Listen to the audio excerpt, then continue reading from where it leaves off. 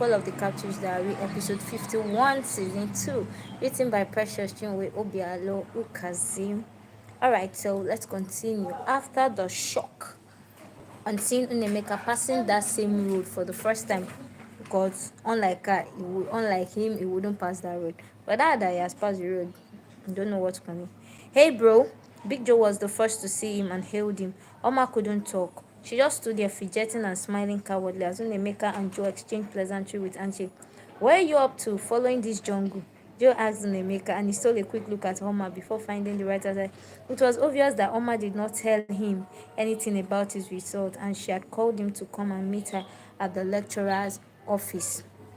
Huh, I just want to see someone out there. I'll catch you, Unemeka said, and walked past, and Joe turned and looked at Oma in a corner. Why did you suddenly go mute when you saw Unax? He asked her. Well, how do you mean, Shira? You were both quiet and acted as if you didn't know each other. You couldn't even say hi to each other. Why is that? Joe requested for proper explanation. What do you want me to say to him? I've seen him before now and I greeted him. I just didn't know what else to say to him. And besides, it seems he was in a hurry and he didn't even look my way, she explained. Hmm. Why do I feel like you two are not in good terms? He asked her. Well, I don't know about him, but I'm cool with him. You're good, she said, then continued almost to me. And that's, by the way, I think you should be going back from here so I can hurry up to my hostel. Bye. She discharged him, and without even waiting to see his reaction, she started running towards the direction of her hostel. He was surprised at the way she took off, but before he could say anything, she had gone a great distance. He brought out his phone, dialed her number to call her, but her line was busy. He waited for some minutes and dialed it again, but it was still busy, then turned around and left. Meanwhile, Uma was busy trying to call Nemeka on the phone, but he wasn't taking her calls. She didn't even enter her hostel to ease herself as she claimed she was going to do. Instead, she ran through the major road to Dr. Anyanwu's office in order to catch up with Unemeka, but was disappointed when she got there and didn't meet him there. For 3 days, she tried Unemeka's number and he didn't take her calls, sent countless messages to apologize over what happened, but got no response. She even got angry and said she would not call him again. But she missed him and went for their usual worship experience on Fortnite with the hope of seeing him, but he didn't come for the worship experience. She found out later that he traveled home, but after the worship experience that night, he chatted her up on WhatsApp to know how it went, and immediately she saw his chat, she just forgot that she was angry with him. Wow.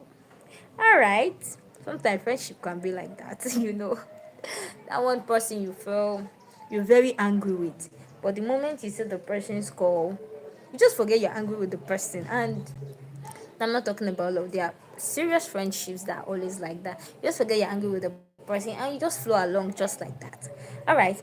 Hi Homer. He chatted just when she was about logging out to sleep and her eyes popped open. Sleep disappeared and she just found herself smiling. Hi Unax, I've been calling you. I'm sorry. My phone got damaged. How was the worship experience? He asked. It was awesome. We just wrapped up. She replied. Learned she traveled home. Hope all is well. She asked. Yeah, thank you. He replied. And while she was still typing something, said, Oma, can I ask you a question? He asked, and she quickly wiped off everything she was typing. Yes, you can. She replied very fast, her mind running wild as she feared he was going to ask her what's going on between Big Joe and herself, and she was already thinking of the answer to give him. How's your spiritual life? Boom. He asked her, and she was relieved that it's not the question she was expecting. It's fine, God has been faithful to me, she replied. Oh, ma, he called her, and she knew what it means when he calls her a name like that. It's either he wants to correct her, advise her, or rebuke her, or maybe warn her against something. Tell me the truth. On the scale of 1 to 10, how is your spiritual life? He asked, and she breathed in and out again for 3 good times, not sure whether she's ready to tell him how bad her spiritual life is. Hello, he wrote to her, and for the first time she was hesitant about replying his chat. She replied after some minutes, then continued. I really don't rate my spiritual life on skills, and honestly, I can't do that right now, she replied, putting up a bold face. Ma, I know you're right. He asked her, but she didn't answer him. I don't rate my spiritual life on skills either. But when my spiritual life is going down, I can easily say my spiritual life is 1 over 10 or 2/10 or whatever. I know you can do that too. In fact, I know you've done that several times, but in different ways. As for me, I can say about myself that my spiritual life is maybe 3/10. So tell me about yours. He requested only to find out that Omar had gone offline and he stared at his phone for some minutes before logging out. Later in the evening, she sent him apology text explaining that she dozed off while they were chatting, the rate her spiritual life at while they were chatting, she rated her spiritual life at 2/10. When he saw her chat, he wrote back to her thoughts. Oma, have you noticed that you lie a lot lately? He asked her, and when she saw the message, she got too offended because he called her a liar. And this caused a serious rift between them that Oma had to even leave the worship crew. Wow. I was not expecting that. That was so fast. Like, I guess that was just a harmless question, and based on our relationship with Unax, I believe Unax should at least have the opportunity of speaking to her and telling her the truth at that stage of her life. At least it shouldn't be something that a random person just come and tell you and you get angry with. But this is someone you've known and you have been together with, that even if he tells you to, you say, you know that okay, this guy knows me, and he tells me, well, anyway, we pray she will connect to, and God help her and help all of us too together. This one she have now leave the worship crew.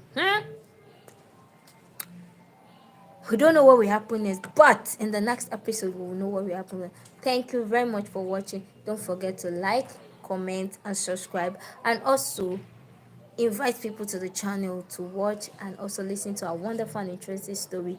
And if this story has really blessed you, you can also follow us on our official pages on Facebook also, and also order for our other stories that we have online. We have other stories at affordable and cheap prices.